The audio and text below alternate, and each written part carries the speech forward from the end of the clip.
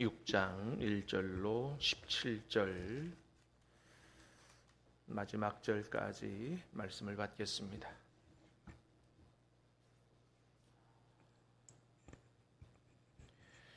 내가 보매 어린 양이 7인 중에 하나를 떼시는데 그때에 내가 들으니 내 생물 중에 하나가 우레소리와 같이 말하되 오라 하기로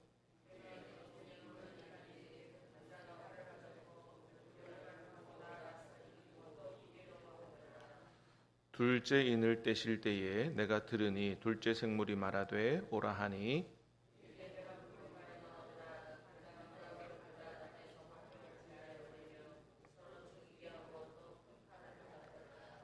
셋째 인을 떼실 때에 내가 들으니 셋째 생물이 말하되 오라 하기로 내가 보니 검은 말이 나오는데 그 탄 자가 손에 저울을 가졌더라.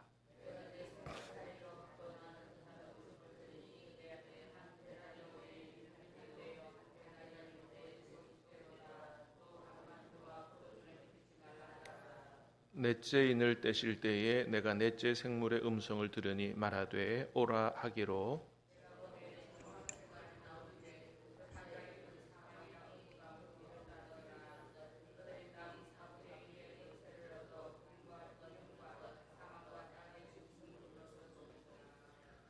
다섯째 인을 떼실 때에 내가 보니 하나님의 말씀과 그들이 가진 증거로 말미암아 죽임을 당한 영혼들이 제단 아래에 있어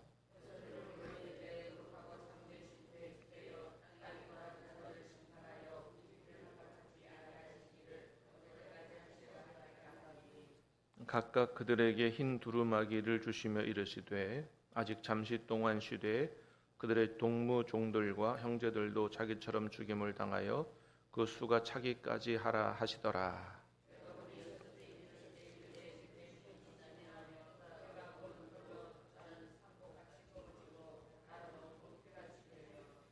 하늘의 별들이 무화과 나무가 대풍에 흔들려 설익은 열매가 떨어지는 것 같이 땅에 떨어지며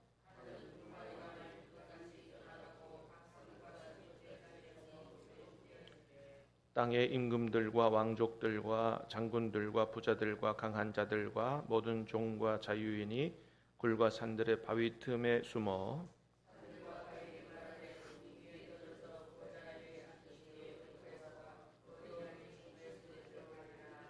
같이 읽습니다. 그들의 진노의 큰 날이 이르렀으니 누가 능히 서리요 하더라. 아멘. 자, 오늘 6장부터 이제 16장까지는 세 가지 일곱 심판 시리즈가 이제 나옵니다.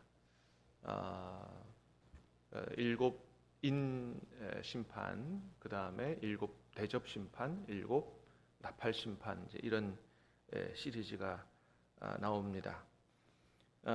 사실 이제 이런 말씀들은 1차적으로는 오늘 우리가 아니라 이 요한계시록을 처음 받는 그 당시 2000년 전에 특별히 에베소에 있는 7교회 로마 제국 시하에서 로마 황제 숭배를 거부하고 예수님을 구주로 섬기고 믿음을 지키는, 그래서 여러 가지로 핍박과 순교를 당하는 이런 초대교회 교인들에게 주신 말씀이기 때문에 이것이 오늘 우리가 읽는 요한계시록의 이 말씀이 오늘 우리 시대에 어떤 사건에 해당되는 말씀이다, 이렇게 적용해서 읽는 것은 굉장히 조심해야 된다라고 하는 것입니다. 물론 앞으로 아직도 일어나지 않은 이 말씀들이 포함되어 있지만은 요한계시록 자체가 늘 말씀드렸듯이 초대교회 교인들, 그런 상황에 놓인 초대교회 교인들에게 하나님께서 위로와 소망을 주고 끝까지 믿음을 지키도록 하기 위하여 주신 말씀이기 때문에 앞으로 역사 가운데 일어날 어떤 시간표, 청사진을 보여주는 말씀이 아니기 때문에 그렇게 읽는 것은 조심해야 된다. 근데 이제 가끔 보면 이번에 있었던 이스라엘 이란 전쟁, 이런 것도 요한계시록에 다 예언되어 있는 거다, 이렇게 이제 읽는 분들도 있어요. 조심해야 되는 부분이거든요. 그게 잘못하면 오해할 수 있고 잘못 적용할 수 있고 그렇게 할 수가 있습니다. 자, 그래서 일단 그런 논의는 좀 뒤로 젖혀놓고 제일 첫 번째는 이 말씀이 누구에게 주신 말씀이라고요? 2000년 전 로마 제국 치하에서 핍박받는 성도들에게 주님이 주신 말씀이라는 생각을 가지고 주님이 이런 말씀들을 통해서 그때 그런 상황에 놓인 성도들에게 어떤 메시지를 주시려고 했던 것인가, 이것을 파악하는 게 중요합니다. 그것이 오히려 요한계시록을 더 건강하게 읽는 그런 관점이다라고 말씀드릴 수 있어요. 자, 먼저 일곱인 심판 시리즈가 6장에 있는데, 자, 먼저 1절 말씀 보겠습니다. 시작. 내가 봄에 어린 양이 일곱 인 중에 하나를 떼시는데 그때 내가 들으니 내 생물 중에 하나가 우레소리 같이 말하되 오라 하기로. 자, 내가 봄에 어린 양이 일곱 인 중에 하나를 떼시는데, 자, 누가 일곱 인 중에 하나를 떼세요? 어린 양이. 어린 양은 누구예요? 예수 그리스도잖아요. 그죠? 그게 5장에 나왔잖아요. 5장에 어린 양이 있는데 일찍 죽임을 당 것 같더라. 그죠? 6절에 보니까 5장 6절에 내가 보니 또 보좌와 내 생물과 장로들 사이에 한 어린 양이 서 있는데 일찍 죽임을 당한 것 같더라. 누구를 가리키는 거겠어요?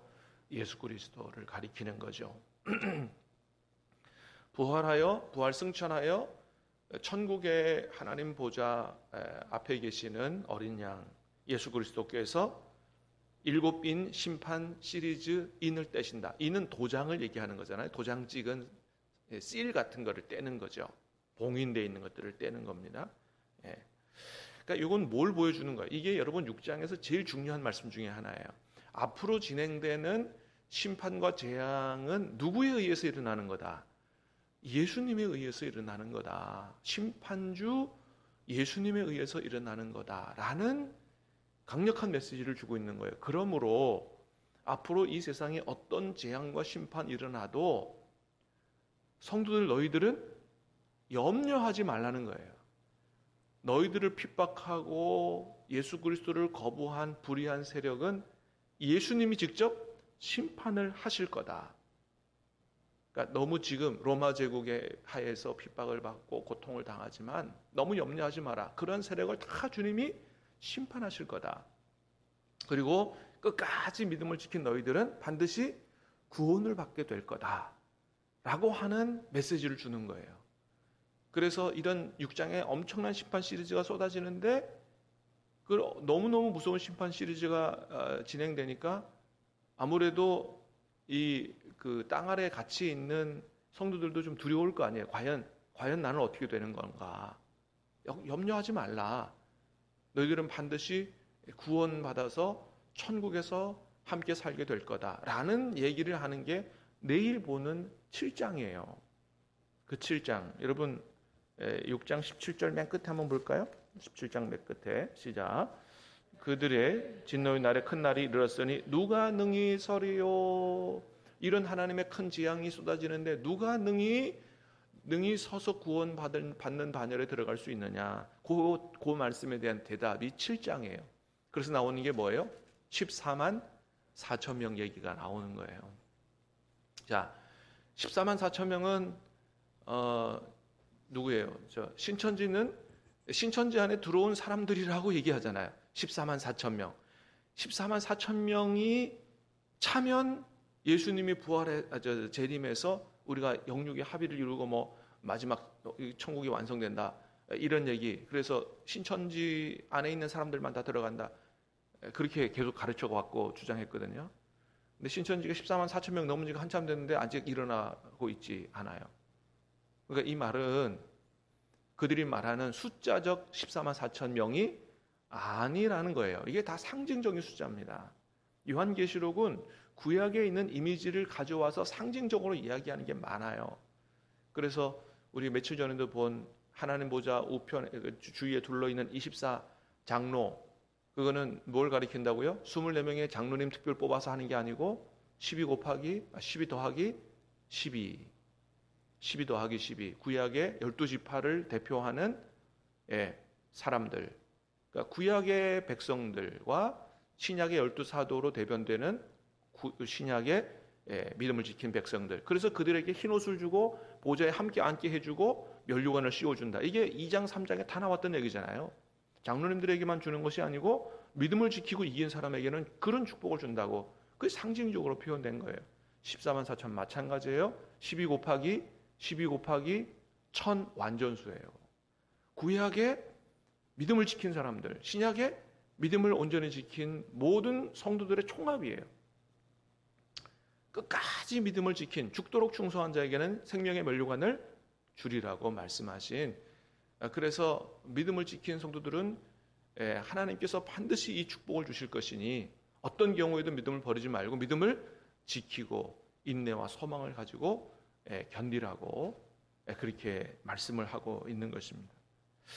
자, 예수님이 시행하시는 심판이다. 그러니 성도들은 구원을 받을 수 있죠. 보호받고 구원받는다. 이런 소망을 주는 거죠. 첫 번째 인을 뗐어요. 2절 보니까, 자, 2절입니다. 시작. 이에 내가 보니 흰 말이 있는데 그 탄 자가 활을 가졌고 면류관을 받고 나아가서 이기고 또 이기려 하더라. 첫 번째 인을 떼니까 흰 말이 나오더라. 그래서 이제 이 6장 같은 거 보면 마치 그 아이들 막 게임할 때 보면 판타지 같은 거 나오잖아요. 그런 어떤 환상을 이제 보는 거죠. 자, 흰 말이 있는데 그 탄자가 활을 가졌다는 거예요. 면류관을 받고 나아가서 이기고 또 이기려 하더라. 그래서 이 흰 말을 탄 자, 활을 가진 자가 나가서 이기고 이긴다. 어떤 전쟁이죠. 싸움과 전쟁을 통해서 이기려고 하는 또 그런 의지가 강력하다 이거예요. 자, 그런데 그런 말탄 자가 면류관을 어떻게 했다고요? 면류관을 받고 나갔다. 그 면류관 누가 준 거예요? 하나님이 준 거죠. 예수님이 준 거죠. 예수님이 보내는 자가 가서 이기는데, 말이 있고 흰 말을 탔는데 활을 가졌다.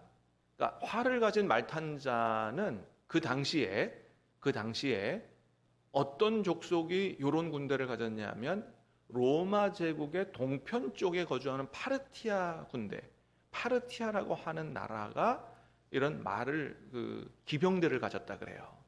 이런 기병대는 당시 흔치 않았다 그럽니다. 로마 제국 옆에 동편에 있는 파르티아 제국의 군대가 이런 군대를 가졌는데 로마 제국의 굉장히 위협적인 나라였다고 하는 거예요. 그러니까 이제 우리는 어렵지만 초대교회 성도들이 딱 봤을 때 파르티아 군대를 통해서 로마 제국을 하나님이 우리를 핍박하는 로마 제국을 심판하시는구나. 자, 이런 메시지가 전달됐다면 로마 제국 하에서 죽어나가는 초대교회 성도들에게 얼마나 큰 위로와 소망이 됐겠느냐는 거예요. 1차적으로는 이 말씀을 이렇게 읽어야 된다라고 하는 것이죠. 자, 두 번째 인을 떼십니다. 3절 4절 시작. 둘째 인을 떼실 때에 내가 들으니 둘째 생물이 말하되 오라 하니 이에 붉은 말이 나오더라. 그가 탄 자 허락을 받아 땅에서 화평을 제하여 버리며 서로 죽이게 하고 또 큰 칼을 받았더라. 자, 붉은 말이 나오는데 그 탄 자가 어떻게 해요? 허락을 받아 땅에서 화평을 제하여 버렸다. 마찬가지예요. 자기 혼자서 하는 거 아니에요? 누구에게 허락을 받아요? 하나님으로부터 허락을 받아서 나가서 화평을 제하여 버리고 서로 죽이게 하고 큰 칼을 받았다.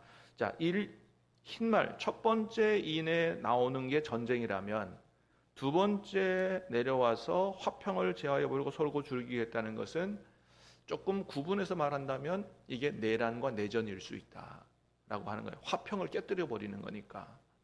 첫 번째 게 나라간 전쟁이라면 둘째는 뭐예요? 나라 안에서 일어나는 내란과 내전일 수 있다라고 하는 거죠. 자, 이런 일들이 주님으로부터 일어난다라고 하는 겁니다. 자, 5절 6절 세 번째입니다. 시작. 셋째 인을 떼실 때에 내가 들으니 셋째 생물이 말하되 오라 하기로 내가 보니 검은 말이 나오는데 그 탄 자가 손에 저울을 가졌더라.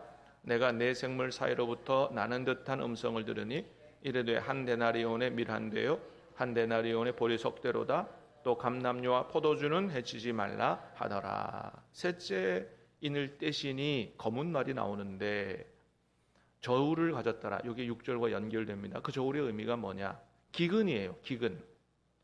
자, 한 데나리온의 밀 한 대. 밀 한 대를 저울로 대는 거죠. 그죠? 이렇게 달아보는 거예요.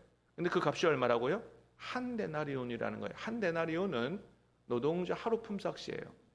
자, 밀 한 대는 이게 보통 한 사람의 하루 식사라 그래요. 하루 먹는 양의 값이 뭐예요? 하루 온종일 일해야 하루 먹는 거예요. 남는 게 아무것도 없어요. 마치 그 폐지를 하루 종일 주워가지고 하루 딱 먹고 나면 끝나는, 이건 뭐냐면 엄청난 기근이 들이닥쳐서 물가가 폭등한 겁니다. 그래서 이런 정도면 당시 로마 제국의 물가의 8배에서 최고 16배 정도의 값이라 그래요. 엄청난 기근으로 인한 고통, 이런 예수님으로부터 임하는 심판이 이런 엄청난 기근을 통해서도 심판이 온다, 그런 메시지를 주는 거예요. 자, 그다음에 그런데도 불구하고 또 감람류와 포도주는 해치지 말라고 하시잖아요. 그죠? 이건 뭐예요? 아직 전 세계를 최종적으로 심판할 때는 아니라는 거예요. 하나님의 시간표대로 아직은 일부 어떤 지역 이런 데서만 일어나는 일이다라고 하는 거죠. 다시 말해서 이런 심판을 통해서 이제 아직 예수님을 받아들이지 않는 사람들은 돌아오라고 하는 그런 시간도 주고 있는 것을 볼 수가 있습니다. 자, 네 번째 인입니다. 7절 8절 시작. 넷째 인을 떼실 때에 내가 넷째 생물의 음성을 들으니 말하되 오라 하기로 내가 몸에 청황색 말이 나오는데 그 탄 자의 이름은 사망이니 음부가 그 뒤를 따르더라. 그들이 땅 4분의 1을 권세를 얻어 검과 흉년과 사망과 땅의 짐승들로서 죽이더라. 마찬가지입니다. 자, 청황색 말이 나오는데 사망이다. 이름이 음부가 뒤를 따른다. 많은 사람이 죽는다는 거죠. 근데 그렇다고 땅 전체가 아니라 몇 분의 1의 권세요? 4분의 1의 권세. 그러니까 아직도 어떻게 해요? 하나님의 최종 심판의 때는 아니다. 그러니까 초대교회 성도들이나 사도 요한의 입장에서 보면 지금 이런 상황에 하나님 뭐 하십니까? 그죠? 빨리 이 모든 세상의 역사를 끝내고 천국을 완성하는 이런 일을 해야 되지 않겠습니까? 라는 생각이 있을 거 아니에요.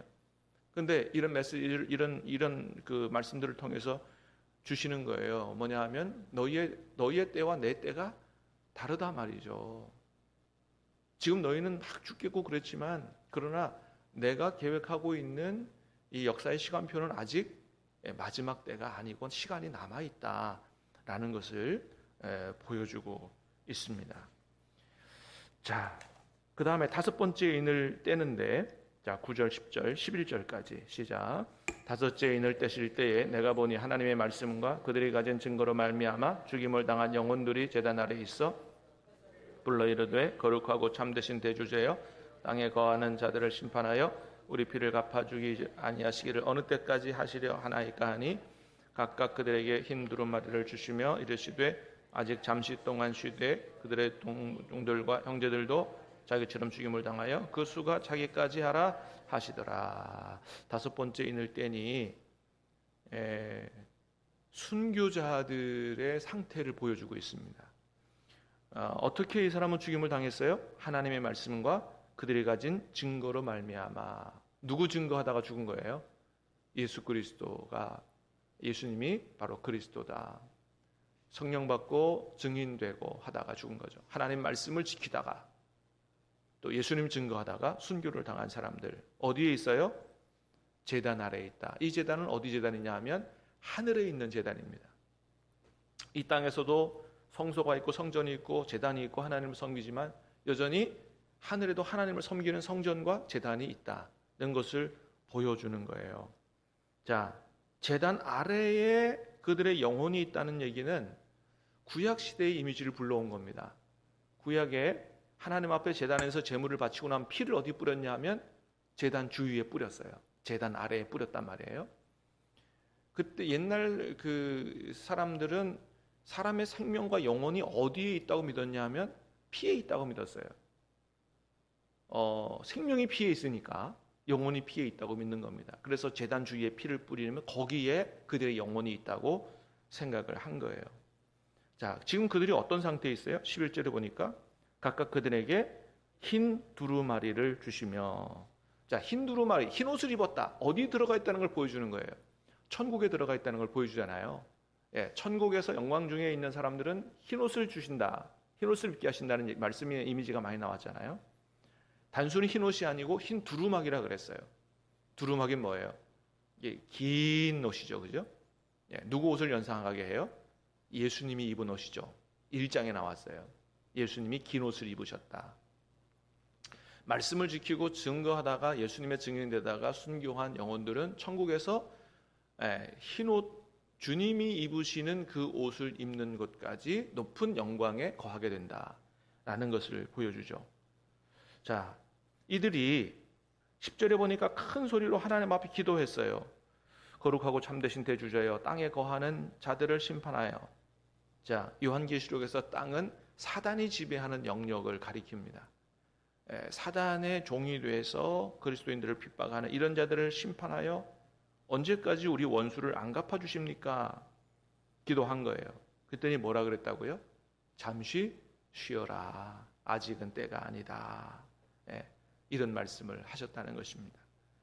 자, 그래서 말씀을 지키고 예수님을 증거하다 죽은 사람들은 그냥 다 끝난 게 아니고 하늘 제단 아래에서 쉬고 있다. 흰 두루마리 영광 가운데 있다라고 하는 것을 보여주는 거죠.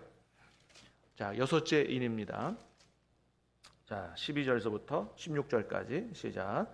내가 보니 여섯째 인을 떼실 때 큰 지진이 나며 해가 검은 털로 짠 상복같이 검어지고 달은 온통 피같이 되며 하늘의 별들이 무화과가 대풍에 흔들려 설익은 열매가 떨어지는 것 같이 땅에 떨어지며 하늘은 두루마리가 말리는 것 같이 떠나가고 각 산과 섬이 제자리에서 옮겨지매 땅의 임금들과 왕족들과 장군들과 부자들과 강한 자들과 모든 종과 자유인이 굴과 산들의 바위 틈에 숨어 산들과 바위에게 말하되 앉으신 이의 얼굴에서와 그 어린 양의 진노에서 우리를 가리라.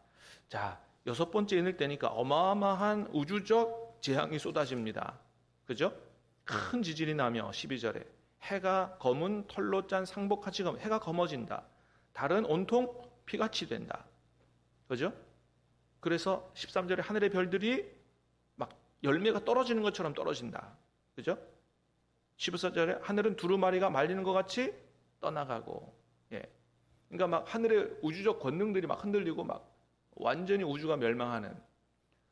근데 여러분, 이건 문자적으로 실제로 이렇게 된다는 게 아니고요. 요건 구약에서 요런 이미지들, 막 하늘의 권능들이 흔들리고 별이 땅에 떨어지고 하늘이 두루마리처럼 말리고 이런 표현들이 이사야 34장에도 나오거든요. 요엘서에도 나와요. 그러니까 옛날 우리와 다르게 그런 사람들, 옛날 저쪽 사람들은 이런 표현들을 언제 썼냐 하면 나라가 망할 때 요럴 때 썼어요. 그래서 하늘이 막 두루마리처럼 말려진다. 이게 이사야 34장에 나오는데 에돔의 멸망을 표현할 때 그렇게 했어요. 자, 요엘서에도 유다의 멸망을 표현할 때 이런 표현들을 썼어요. 그래서 이것을 실제로 이렇게 일어난다고 생각하면 안 되는 겁니다. 사도 요한이 구약에 있는 많은 이런 이미지들을 가져와서 그래서 이 요한계시록을 썼는데, 그래서 성경 여기저기를 좀 잘 알 필요가 있고요. 그러니까 이런 것들을 잘 알아야 신천지가 자기들 멋대로 해석해서 막 미혹하는 넘어가지 않을 수가 있다. 자, 어쨌든 이게 문자적으로 이루어지는 아니지만 뭐예요? 주님에 의해서 어마어마한 심판이 이루어지는데 그것이 얼마나 두려운지 땅의 임금들, 왕족들, 장군들, 부자들, 강한 자들, 주로 이제 힘 있는 사람들이죠. 힘 없는 사람들을 핍박하고 그리스도인들을 핍박하고 예수 안 믿고. 근데 힘 있는 사람들뿐만 아니에요. 모든 종과 자유인이 굴과 산들의 바위 틈에 숨어 사람을 가리지 않고 그리스도인들을 핍박하는 마귀에 속한 왕들, 힘 있는 사람들, 예수님을 거부한 사람들, 이런 사람들이 모두 다 심판을 받는 날이 오는데 얼마나 심판이 두려우면 차라리 어떻게 해요? 산들이 무너져서 우리가 깔려서 죽는 게 낫겠다. 이런 얘기를 하게 된다는 것입니다. 마지막 심판이 그렇게, 주님이 행하는 심판이 그렇게 무섭다. 자, 그러니 사도 요한이 어떤 걱정이 있겠어요? 그들의 진노의 큰 날이 이르렀으니 누가 그 주님의 심판 앞에 제대로 서겠느냐? 누구는 설 수 있어요? 끝까지 예수님 안에서 믿음을 지킨, 말씀을 지키고 예수님 증거하다가 순교한, 차라리 순교해서 죽는 한이 있더라도 믿음을 끝까지 지킨 그런 사람들은 하나님과 함께, 예수님과 함께 큰 승리의 노래를 부를 수 있게 된다라고 하는 이 질문에 대한 대답이 내일 보는 7장 말씀이다 라고 하는 것입니다.